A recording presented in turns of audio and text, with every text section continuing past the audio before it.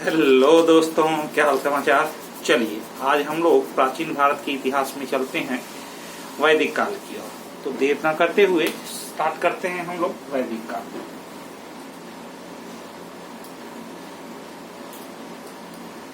वैदिक काल वैदिक काल को दो भागों में बांटा गया है। एक है ऋग्वैदिक काल, जिसे हम लोग पूर्व वैदिक काल भी बोलते हैं,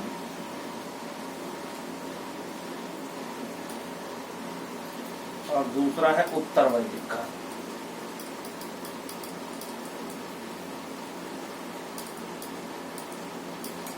उत्तर वैदिक काल, इसकी अगर समय अवधि की बात करें तो 1500 बीसी से 1000 बीसी तक जो है वो पूर्व वैदिक काल रहा, और 1000 बीसी से 600 बीसी तक जो है वो उत्तर वैदिक काल रहा। यहाँ के मुख्य निवासी जो थे वो आर्य लोग थे। मुख्य निवासी थे। मुख्य निवासी जो हैं वो आर्य थे। ध्यान रखेंगे, ऋग्वेद काल में जो है जिस ग्रंथ की रचना हुई ऋग्वैदिक काल में वो था ऋग्वेद।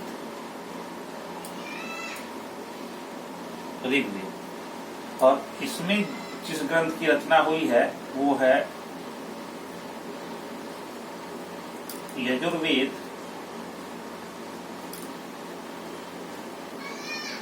सामवेद और अथर्ववेद।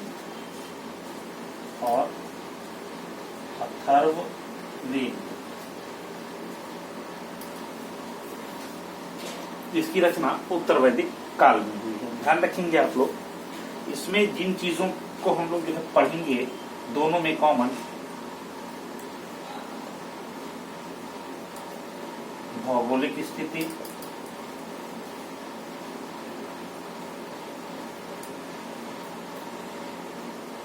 सामाजिक स्थिति,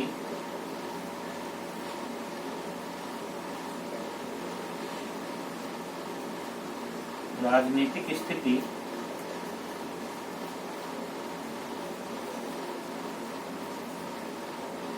आर्थिक स्थिति और धार्मिक स्थिति।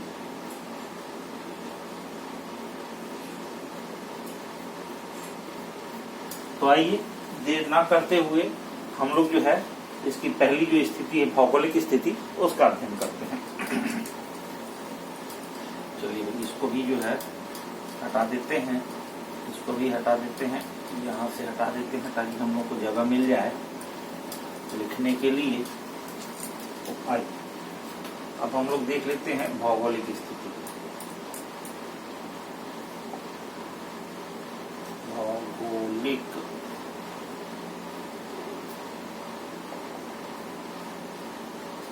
भौगोलिक स्थिति सप्त सैंधव प्रदेश में सबसे पहले आर्य लोग आके बसे। सप्त सैंधव प्रदेश में आर्य लोग सबसे पहले आके बसे, और ये सप्त सैंधव प्रदेश था पंजाब और अफगानिस्तान का। पंजाब और अफगानिस्तान का। उत्तर वैदिक काल में आर्य लोगों ने जहां निवास किया वो स्थान जो है वो आर्याव्रत जो है वो कहलाया, और इसका जो जगह था ये पंजाब से कुरुक्षेत्र तक जो है ये फैला हुआ। ध्यान रखेंगे आप लोग, इसके बाद आर्याव्रत में गंगा यमुना दोआब तक जो है वो इसका फैलाव था।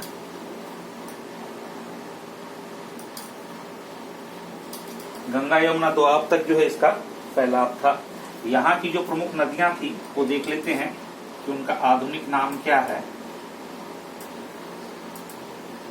और प्राचीन जो है उनको किस नाम से जो है वो बुलाया जाता था। तो सिंधु नदी जो है उसका प्राचीन नाम सुवासा था, सतलज को शत्रुदी की उपाधि मिली हुई थी। रावी को पुरुषनी नदी के नाम से जो है वो जाना जाता है। व्यास नदी को विपाशा कहा गया है। झेलम नदी को वितस्ता कहा गया है। चिनाब नदी को हसीकनी कहा गया है और घग्घर नदी को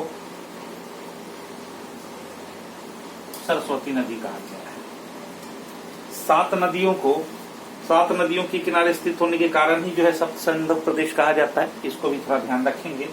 सर्वाधिक उल्लेखित नदी ऋग्वेद में जो है वो सिंधु है और सबसे पवित्र नदी की अगर किसी को संज्ञा मिली है तो वो सरस्वती है। इसके अलावा कुछ और नदियां हैं तो उनको भी जो है हम लोग देख लेते हैं।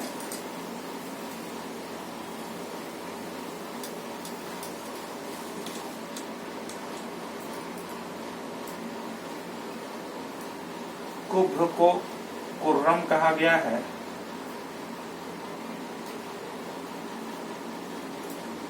कुभा को काबुल कहा गया है।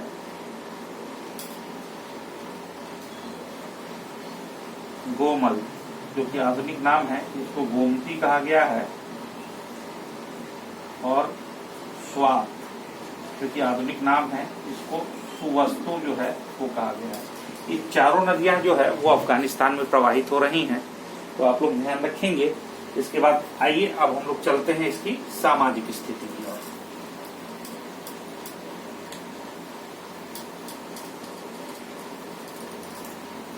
तो पहला हम लोगों ने भौगोलिक स्थिति देख लिया।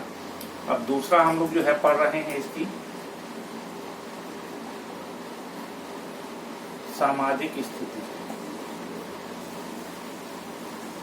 सामाजिक स्थिति में समाज जो है वो किस तरह का था। तो समाज जो है वो पितृसत्तात्मक समाज था। पितृसत्तात्मक जो है समाज था। वर्ण व्यवस्था यहाँ पे विद्यमान थी लेकिन यह जन्म मूलक ना होकर कर्म मूलक थी। जन्म मूलक ना होकर के कर्म मूलक जो है वो वर्ण व्यवस्था थी। वर्ण व्यवस्था का उल्लेख याद रखिएगा आप लोग। सबसे पहले जो है वो मिला है ऋग्वेद के 10वें मंडल के पुरुष सूक्त में, जिसमें ब्राह्मण, क्षत्रिय, वैश्य और शूद्र इनका उल्लेख मिला हुआ है। कहा भी ये गया है कि भाई ब्राह्मण जो है उसकी उत्पत्ति जो है ब्रह्मा के मुख से हुई है और क्षत्रिय की उत्पत्ति जो है उनके बाहु से हुई है और जांघ से जो है वो उत्पत्ति हुई है वैश्य की और उनके पैर के जो है तालू से उत्पत्ति हुई है शूद्र की। तो इस बात को आप लोग ध्यान रखेंगे। उसके बाद जो है हम लोग देख लेते हैं कि उस समय जो है किस तरह के बर्तन यूज होते थे। तो गेरू वर्णी मृत भांड जो है उस समय यूज होता था। यहाँ पे देख लेते हैं उत्तर वैदिक काल में कि पुत्री जन्म की निंदा की गई है। पुत्री जन्म की निंदा की गई है। देखिए ऐसा नहीं है कि भारतीय धर्म ग्रंथ पूरी तरह से जो है वो ठीक है, पुरुष प्रधान समाज था तो उन्होंने जो है अपने हिसाब से जो है अपने आप को सुपीरियर समझा और वही लिखा। तो इसमें जो है महिलाओं की स्थिति जो है वो थोड़ी दयनीय हो गई थी। यहाँ महिला जो है वो सभा और समिति में भाग ले सकती थी। उत्तर वैदिक काल में उनसे ये अधिकार छीन लिया गया था। ध्यान रखेंगे आप लोग। यहाँ पे वर्ण व्यवस्था जो है वो कर्म मूलक ना होकर अब जन्म मूलक रह गई थी। जन्म मूलक जो है वो व्यवस्था जो है वो कर्म मूलक ना होकर अब जन्म मूलक हो गई कि जो जन्म से ही जो है अगर ब्राह्मण है तो जन्म के बाद जो है वो ब्राह्मण ही रहेगा। जबकि यहाँ पे ऐसा नहीं था। ऋग्वैदिक काल में आप जो है कर्म से जो है आपकी जो है पहचान होगी। एक घर में अगर किसी के 3 लड़के हैं और एक जो है वेद पाठ में उत्तीर्ण है तो वो ब्राह्मण की श्रेणी में गिना जाएगा। दूसरा अगर बाहुबल से जो है बलिष्ठ है तो उसको जो है क्षत्रिय जो है माना गया है और तीसरा अगर व्यापार में जो है अगर निपुण है तो उसे जो है समझा गया है कि भाई ये जो है वैश्य है। इसके बाद जो है और हम लोग देख लेते हैं यहाँ पर कि यहाँ पे जो है चारों आश्रमों का वर्णन मिला है जाबालोपनिषद में। जाबालोपनिषद में 4 आश्रमों का वर्णन मिला है।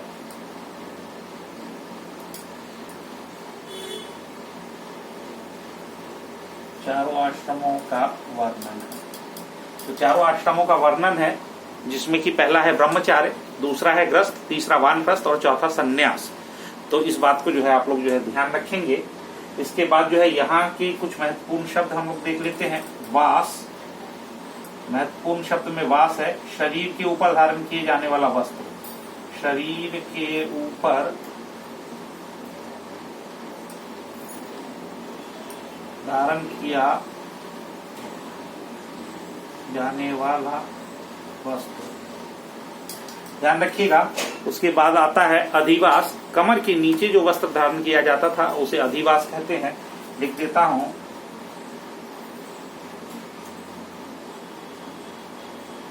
उसके बाद आता था उष्णीय, जिसको कि जो है पगड़ी कहा गया है।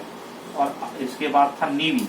नीवी का अर्थ होता था कि वास के नीचे जो वस्त्र धारण किया जाता था उसे जो है नीवी कहा गया है। तो इसको जो है आप लोग जो है ध्यान रखेंगे। यहाँ पे जो है चारों वर्णन का, यहाँ पे और थोड़ा एक बात जान लीजिए कि यहाँ पे जो है यज्ञोपवित्र जो है संस्कार जो है होने लगे थे। तो ब्राह्मण जो है वो सूत का, क्षत्रिय जो है वो सन का, और वैश्य जो है वो ऊन का जो है वो यज्ञोपवित्र जो है धारण करते थे। तो यहाँ के लिए इतना ही। अब इसके बाद जो है हम इसकी देख लेते हैं कि यहाँ की राजनीतिक स्थिति कैसी थी। चलिए आइए।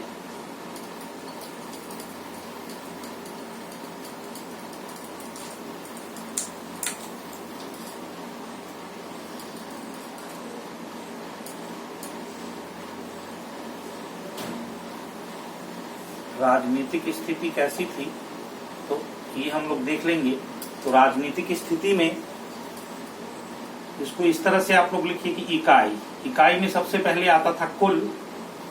परिवार में जो सबसे वरिष्ठ होता था और एक पूरे परिवार को जो है वो कुल की संख्या दी गई है। उसके बाद जो है कई कुलों से मिलकर जो है वो ग्राम बना है। कई ग्रामों से मिलकर जो है वो विश्व का निर्माण हुआ है। कई विषयों से जो है वो जन का निर्माण हुआ है और कई जनों से मिलकर जो है वो राष्ट्र का निर्माण हुआ है। अब इसके मुखिया को क्या कहा गया है ये आप लोग देख लीजिए। कुल के मुखिया को कुलप कहा गया है। ग्राम के मुखिया को ग्रामीण कहा गया है। विश्व का मुखिया विश्वपति। जन के मुखिया को राजन कहा गया है। जन के मुखिया को राजन कहा गया है। और राष्ट्र का जो था उस समय उसको सम्राट कहा गया है। तो इसका जो है आप लोग जो है ध्यान रखेंगे। उसके बाद जो है इस समय की कुछ मुख्य संस्था थी जिसमें कि सभा, श्रेष्ठ एवं कुलीन व्यक्तियों की संस्था, श्रेष्ठ एवं कुलीन व्यक्तियों की संस्था, इसको जो है सभा कहा गया है, याद रखिएगा। उसके बाद आता है समिति, आम लोगों की सभा, आम लोगों की सभा, आम लोगों की सभा। इसके प्रमुख को ईशान कहा जाता था, ध्यान रखिएगा।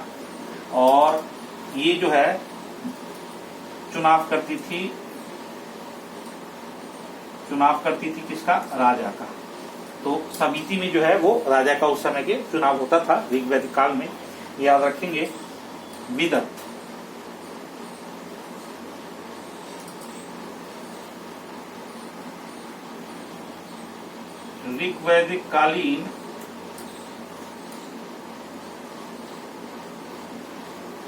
ऋग्वैदिक कालीन सबसे प्राचीन संस्था। ऋग्वैदिककालीन सबसे प्राचीन संस्था, यहाँ पे क्या था, लूट की वस्तुओं का बंटवारा होता था, लूट की वस्तुओं का बंटवारा, लूट की वस्तुओं का बंटवारा जो है यहाँ होता था। आप लोग जो है इसको ध्यान रखिए। उस समय के कुछ जो है महत्वपूर्ण शब्द अगर मैं बता दूं आपको तो ये है पूरब, पूरब यानी दुर्ग की रक्षा करने वाला, दुर्ग की या दुर्ग का रक्षक कह लीजिए। और एक है स्पश, स्पश को कहा गया है गुप्तचर।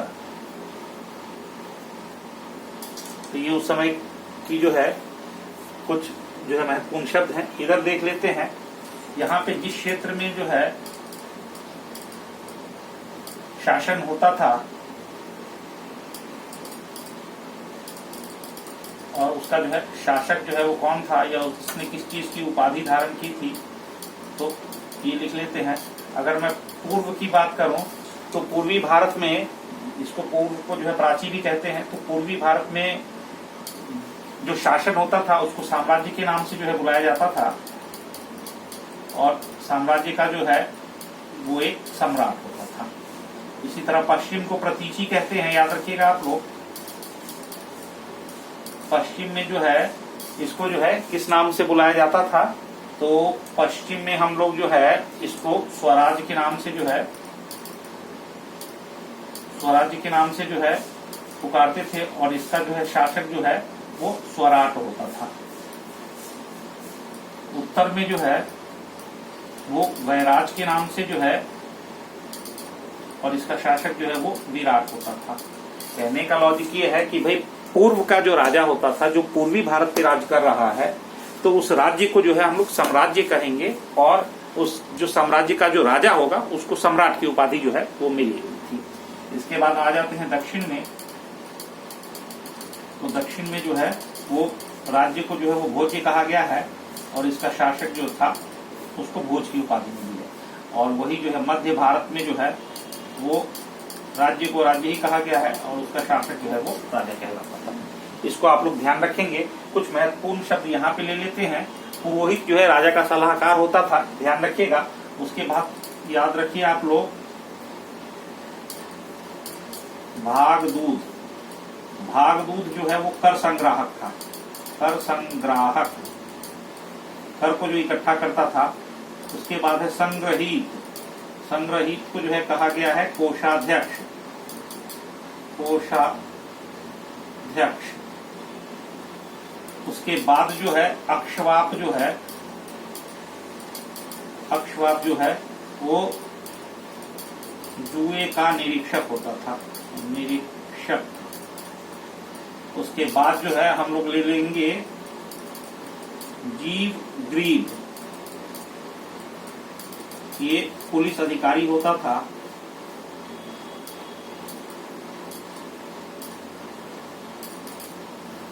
और उसके बाद ले लेंगे हम लोग ग्राम्यवादीन, ग्राम्यवादीन को जो है वो न्यायाधीश कहा गया है, ये आप लोग लिख लीजिएगा। तो ग्राम्यवादीन को जो है वो न्यायाधीश कहा गया है। अब इसके बाद जो है राजनीतिक स्थिति में इतना ही। अब हम लोग चलते हैं इसके आर्थिक जीवन की ओर। तो आर्थिक स्थिति देख लेते हैं कि वहां की आर्थिक स्थिति क्या थी।